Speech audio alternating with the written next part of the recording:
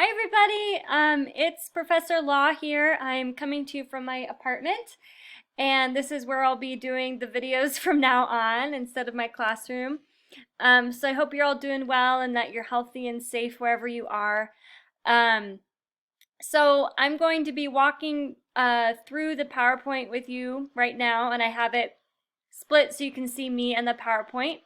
And then I will do some more activities for you in another video. So let's just get started and we can walk through everything. There will be a participation worksheet for this as well as a discussion. And then I'll talk to you about what we're going to do next week as well. So this week we're talking about creative drama in the alternative spaces. And I have a quote here that says, let each become all that he was created of being, expand if possible to his full growth, and show himself that length in his own shape and stature. So I had you watch, or if you haven't already watched, Autism the Musical, and I think that movie just really speaks to creating a space for people to work at their full potential and really discover their creative voice within an ensemble experience. And I know right now we don't really have that in the same room, but we can also try to, I wonder if I want to encourage you to maybe think about online being an alternative space. I think we're discovering that we need to also find ways to bring these opportunities for people through the internet right now. So your discussion will be about that. So as you kind of go through this lesson, be thinking about how can you bring this kind of work online as well. All right, so let's go to the next slide here. I really enjoyed how you guys were so vulnerable with your discussions last week, and these were just some highlights that I found really powerful. So through play, you were developing social skills, and you would excel socially. It was an outlet for you, an escape from maybe something you're going through at home. That's really powerful. It's an inclusive experience. It establishes relationship, self-exploration, teamwork, teaches the whole student. You are able to share ideas through play, problem solving, critical thinking, creativity, explore future careers, which I thought was really fun with lots of teachers. A lot of you played teacher growing up. And I didn't expect that there were so many actors in the classes, so that was really fun to see. All right. So these games I'm going to show you in the next video.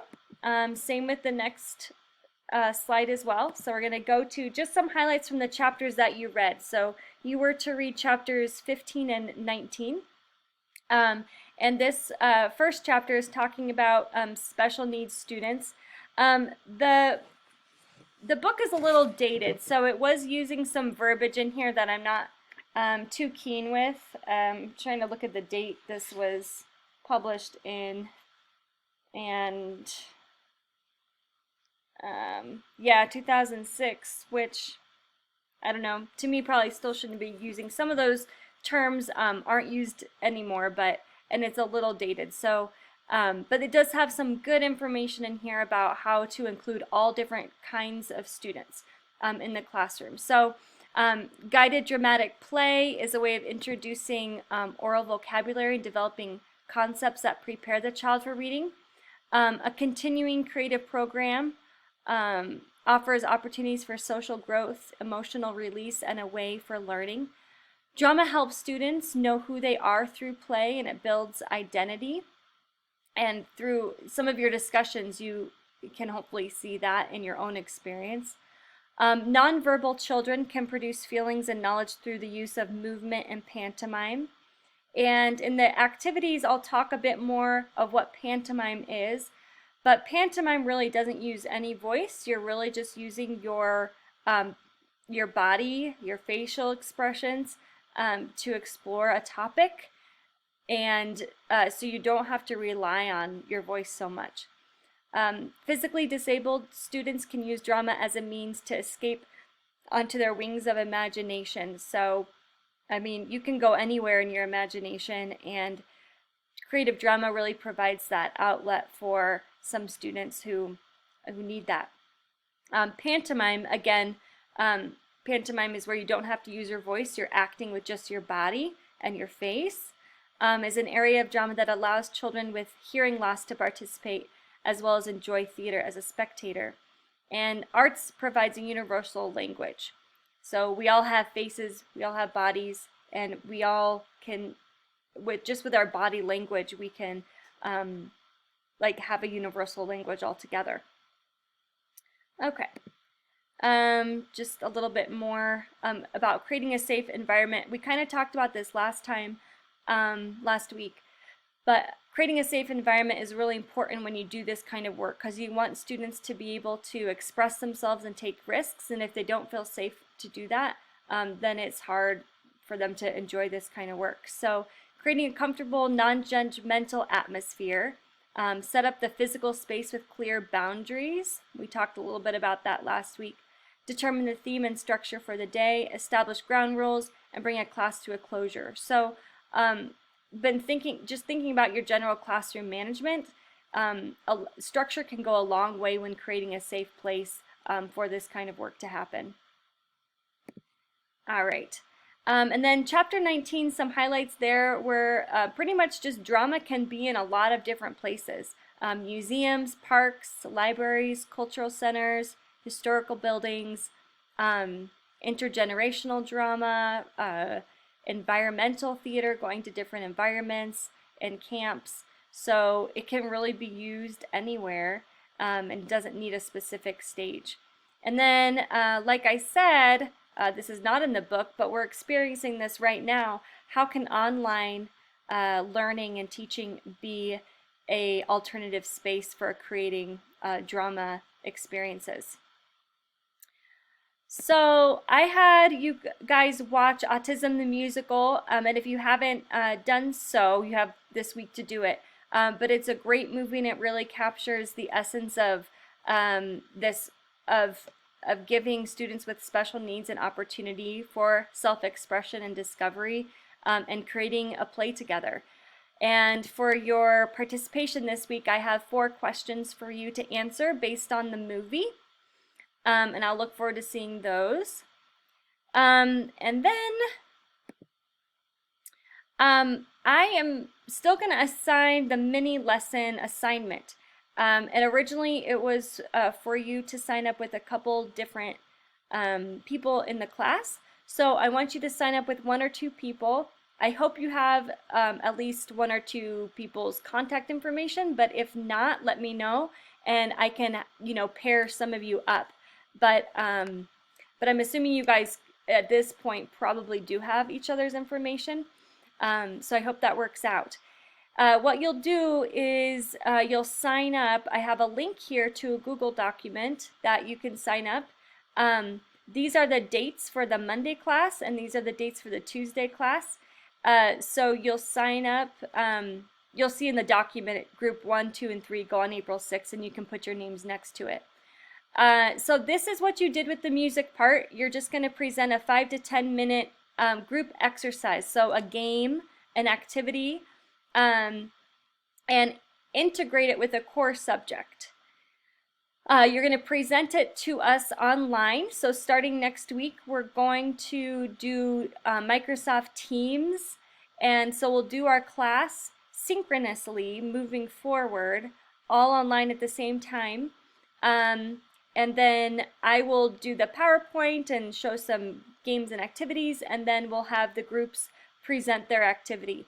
I know this can be kind of challenging being not in the same room together, but we'll do the best we can, and it's not going to be perfect, but we'll see how it goes. And yeah, I just really would like you guys to collaborate and talk about some of these things that we're doing. So we're going to continue to move forward with that. So I would also like you to provide a description of the activity like you did in the music section, as well as what standards go with it. So for the Performing Arts Standard, I have a link here to the Colorado Performing Arts Standards, and then a core subject standard that is addressed in the activity. So that's that. And so, like I said, next week we're going to start team meeting. I haven't done this before, so it will be new for me as well.